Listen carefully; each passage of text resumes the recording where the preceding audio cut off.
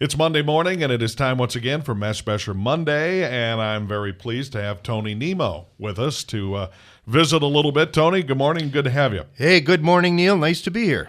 I want to talk about this is an area of your expertise, and I think it's kind of all over TV and late night, whatever you watch or hear. Stryker hip recalls.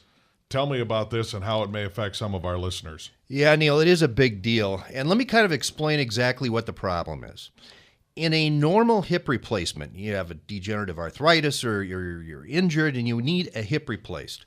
What the doc typically does is saw off the top of the femur, the ball part, pound in a stem, which looks like a steak with a ball on the top of it, and then they put in an artificial cup, usually a metal cup with a polyethylene liner, in the hip socket. And then they sew you back together again, and hopefully you'll do fine.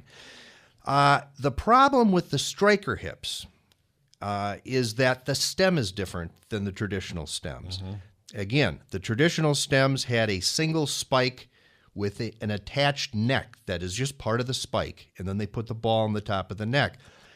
The Stryker Rejuvenant and ABG2 hip stems are different. They have exchangeable and interchangeable necks. And the theory behind it was that the surgeon could better conform the size of the neck to the patient.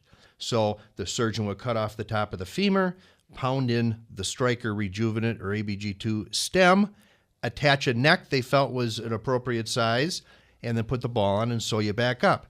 The problem is with these modular stems is that there is corrosion, rust that's going on between the junction of the neck and the stem.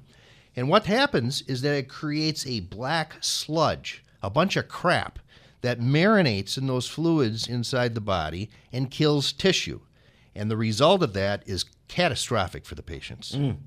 And catastrophic for those who may have been having breakfast right now. So I got to be honest with you. No, all kidding aside, I mean, this is something that a lot of people are dealing with, and there's no doubt about it. What is their recourse? And I would imagine one way is to get a hold of you. Yeah, the most important thing is if you've had one of these hip implants, and you can call your doctor and ask, and if they don't know, although it's maybe disturbing, you can call us and we'll find out. But the main thing is contact us. There's things we have to do to protect your rights to make sure you have all the legal options available to you. All right. To do that, folks, you contact an attorney at Meshbesher and Spence. How do they get a hold of you, Tony? They can give us a call on the phone or look us up on the website, www.meshbesher.com. That's our Meshbesher Monday for this morning on Bob FM.